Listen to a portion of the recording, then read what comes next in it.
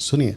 अगर पतरस की जगह पर आज का कोई प्रचारक होता जो खुद को वचन सिखाने वाला प्रचारक या सच्चा शिक्षक कहता, तो मैं आपको बताना चाहता हूं ना, वो ये लोगों को क्या कहता मालूम है?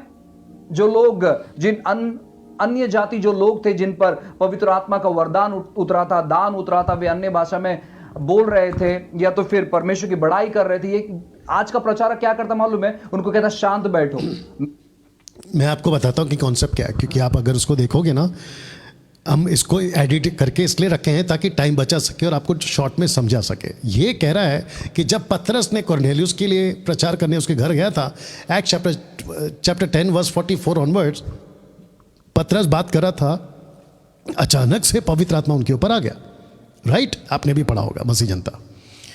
तो पतरस की जगह अगर कोई और होता, इनका लॉजिक देखो और इनकी मूर्खता की स्टडी देखो, और ये किसका शिकार हैं?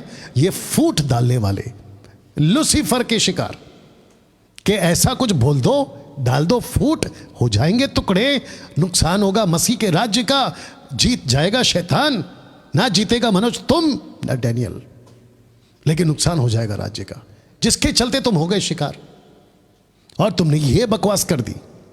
तो ये कहता है कि अगर कॉर्नेलियस जब अन्य भाषा में बोल रहा था, वो ग्लोसा बोल रहा था, इसको नॉलेज कोई दे दो, तो ये कहता है कि अगर पतरस की जगह कोई और होता आज की तारीख में तो वो उसको रोक देता।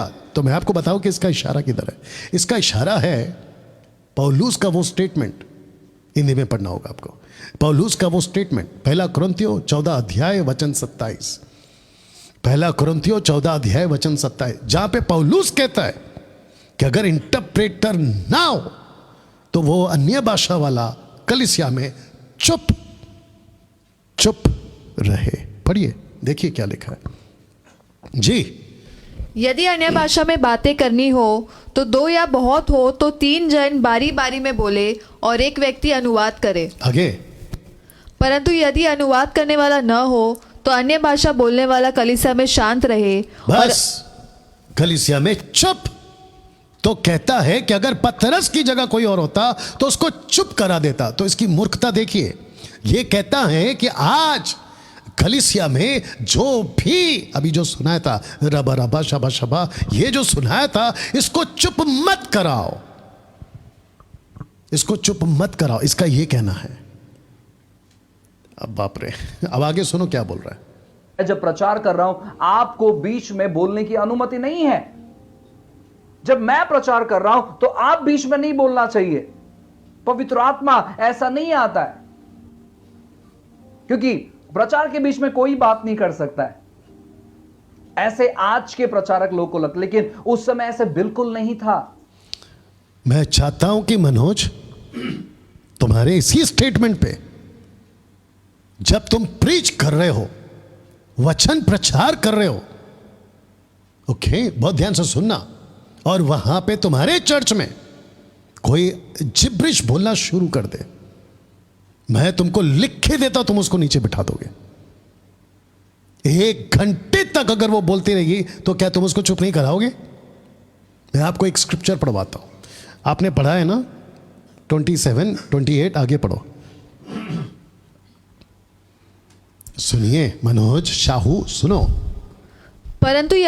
परंतु यदि अनुवाद करने वाला न हो तो अन्य भाषा बोलने वाला कलीसिया में शांत रहे जी, और अपने मन से और परमेश्वर से बातें करे। आगे, भविष्यद्वक्ताओं में से 2 या 3 बोले और शेष लोग उनके वचन को परखे। आगे, परंतु यदि दूसरे, 1 सेकंड, लिखा है परंतु, आगे, परंतु यदि दूसरे पर जो बैठा है कुछ ईश्वरीय प्रकाश हो तो पहला चुप हो जाए। तो पहला चुप हो जाए। तुम कहां से लेकर आए ये बकवास की टीचिंग? मनोज शाहू कहां से लेकर आए?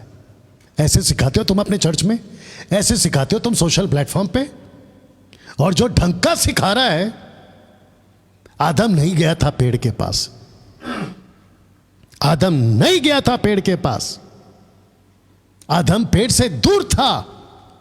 यह बात लूसीफर को पता चल चुकी थी कि आदम कभी पेड़ के पास नहीं आएगा, आदम कभी मेरी बात को तवज्जो नहीं देगा, लेकिन उसने किसी को चुना और उसको अपना मोहरा बनाया, यानी कि हव्वा, और उसको कहा कि देख पेड़ को, जाके नजदीक से देख, जाके उसकी खूबसूरती को देख। ये डाल दिया फूट। तुम जैसे गुंडों ने, तुम जैसे यूट्यूब के गुंडों ने यूट्यूब पर आकर, सोशल प्लेटफॉर्म पे आकर मसीहत का नाम खराब करके रखा हुआ है। अगली पीढ़ी सोच रही होती है कि प्रचार भी करे कि नहीं करे, पता नहीं कौन सा गुंडा हमारी वीडियो एडिट करके पता नहीं हमको बदनाम कर देगा। तुम लोगों को जरा भी एहसास है कि सोशल प्लेटफॉर्म पे उनकी फैमिली होती है, उनकी वाइफ, बच्चे, उनके रिलेटिव्स, उनके दोस्त, उनके घर पर काम करने वाले, उनके ऑफिस में काम करने वाले, उनको वीडियो पहुंचेगी कि आपके विरोध में सोशल प्लेटफॉर्म पे इतनी बुराई की जा रही है, उनके ऊपर क्या बीतती होगी। तुम ये नहीं सोचे मनोज, और वो जो परेशान आत्मा और वो माइकल, तुम लोगों को सोचना चाहिए ना। कौन सा बड़ा तीर मार लिया तुम लोगों ने मेरे अगेंस्ट में वीडियो बनाकर, बताइए कौन सा बड़ा तीर मार लिया। अब बताओ मसीह जनता, मसीह मंथन वालों, ये मेरी डांट जरूरी नहीं है इन लोगों के लिए? मैं बैठा था ना चुपचाप 2.5 साल। अब ये डांट जरूरी है, और ये परमेश्वर की आवाज है। मैं खुद के ताकत से ये नहीं कर रहा हूं, ये परमेश्वर की ताकत है जो तुम लोगों को अक्ल दे रही है। इब्रानियों 12:5 जल्दी से निकालो। ये परमेश्वर की ताड़ना है जो तुम लोगों को अक्ल दे रही है। बड़ा शौक है वीडियो बनाने का, किसी का भी थंबनेल कैसे भी बना दो, खुला सांड, पता नहीं क्या क्या, स्वर्गदूत, लूसीफर का एजेंट, क्या तमाशा लगा के रखा भाई। पढ़ो। और तुम उस उपदेश को जो तुमको पुत्रों के समान दिया जाता है भूल गए हो। हे मेरे पुत्र, प्रभु की ताड़ना को हल्की बात न जान। इसको रिपीट करो वापस, लास्ट लाइन। हे पुत्र, प्रभु की ताड़ना को हल्की बात न जान। तो प्रभु कैसे देगा ताड़ना, आप ही बताइए।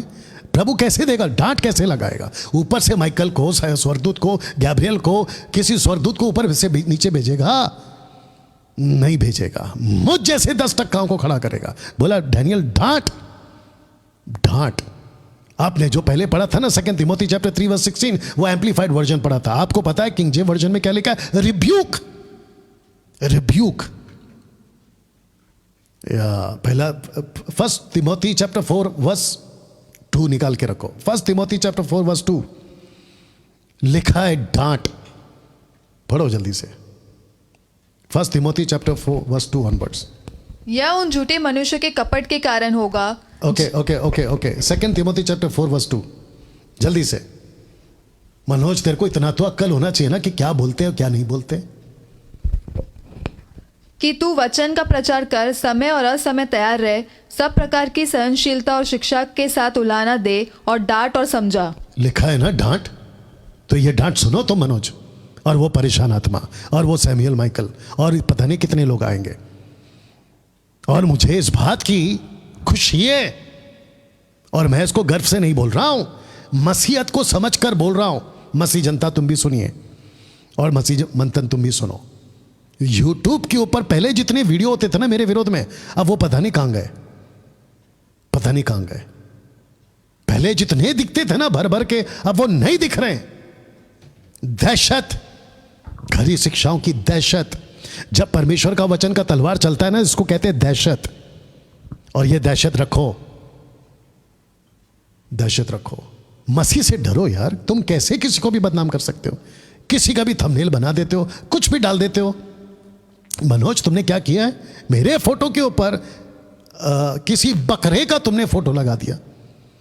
अभी तक मैंने तेरे सर पे कोई बकरा, कुत्ता, सूअर लगाया? और माइकल तुम भी सुनो, क्या मैंने तुम्हारे साथ ऐसा कुछ किया? ये क्या चल रहा है? तुम इतना नीचे गिर सकते हो? तुम लोग मसीह के सेवक कहते हो, खुद को मसीह कहते हो, परमेश्वर के सेवक कहते हो, ऐसी हरकतें करते हो। और क्या बकवास की टीचिंग है यार।